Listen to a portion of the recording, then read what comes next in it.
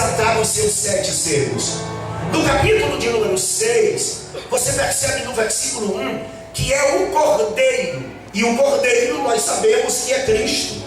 É o Cordeiro quem abre o primeiro dos 7 selos. Eu vou repetir o versículo: e havendo o Cordeiro aberto um dos selos, João disse: olhei, e ouvi um dos 4 animais que dizia como em voz de trovão: vem ver. E é aqui que ele percebe a manifestação do anticristo. E ele diz: e olhei, e eis um cavalo branco. Pastor, o anticristo vem montado num cavalo? Não, o anticristo não virá montado no cavalo. Cavalo significa força, ele virá em força. Mas pastor, o texto diz que o seu cavalo é branco. Branco fala de religião, porque o anticristo possui uma religião. E João continua olhando na visão, e ele diz que o cavalo é branco, e o que estava sentado sobre ele tinha um arco. Arco fala de uma arma de longa distância. Isso fala do alcance político do anticristo. Ao mesmo tempo, João diz que ele recebe uma coroa. Ele não tem uma coroa, ele recebe uma coroa.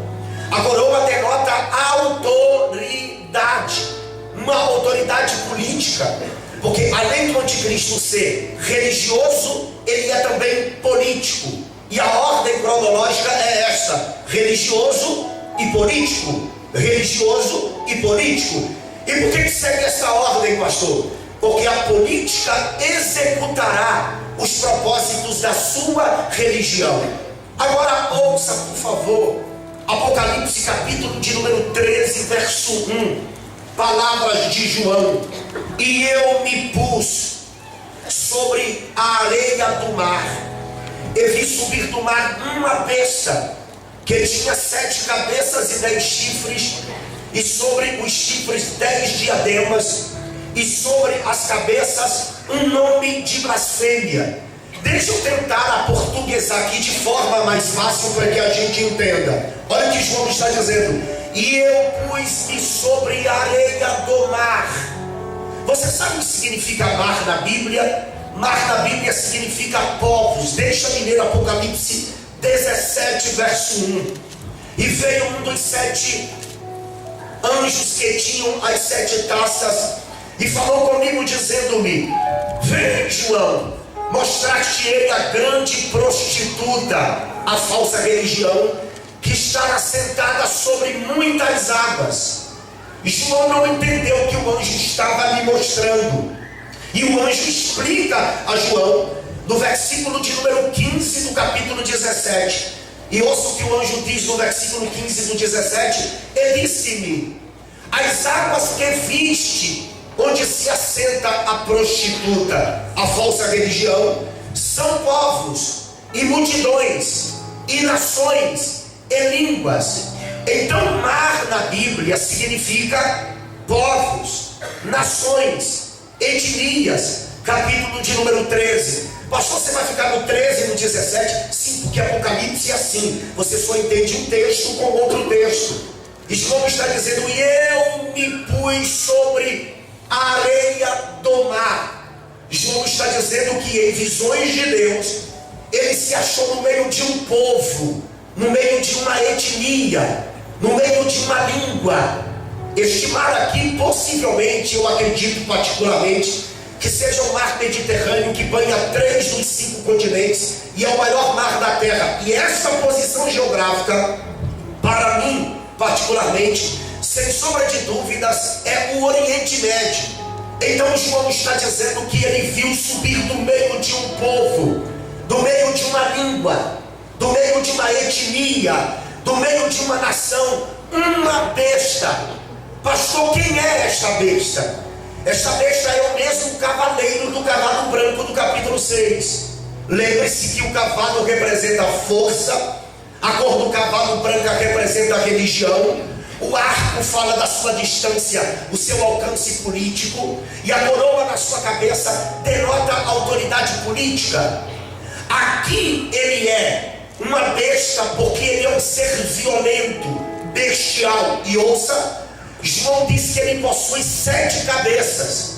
Porque é claro que o anticristo não é um homem com 7 cabeças. 7 cabeças aqui fala de astúcia, fala de sagacidade, fala de inteligência. João diz que ele possui 10 chifres. Esses 10 chifres representam 10 nações bélicas. Escutem, 10 nações bélicas que se aliarão a ele. Veja Apocalipse 17, verso de número 12. Olha o que João diz: e os 10 chifres que viste são 10 reis que ainda não receberam o reino. É claro que os reis aqui é uma referência a presidentes de nações que ainda não receberam o reino, mas receberão o poder como reis por uma hora, juntamente com a besta. Apocalipse capítulo de número 13, ainda versículo de número 1. João diz que além das 10 cabeças, ele possui 10 diademas. Diadema é um distintivo real, é uma meia coroa. Isso significa que o anticristo terá domínio político sobre essas 10 nações bélicas. E João continua dizendo ainda no verso 1, que ele tem um nome de blasfêmia. O seu nome de blasfêmia é porque ele blasfemará contra Deus. Veja Apocalipse 13, versículo de número 6. E abriu a boca em blasfêmias contra Deus, para blasfemar do seu nome e do seu tabernáculo e dos que habitam no céu. É por isso que eu defendo que a igreja, no período tribulacional, não estará aqui, porque observe que ele blasfema não só contra Deus, mas contra o tabernáculo de Deus e contra os que habitam no céu.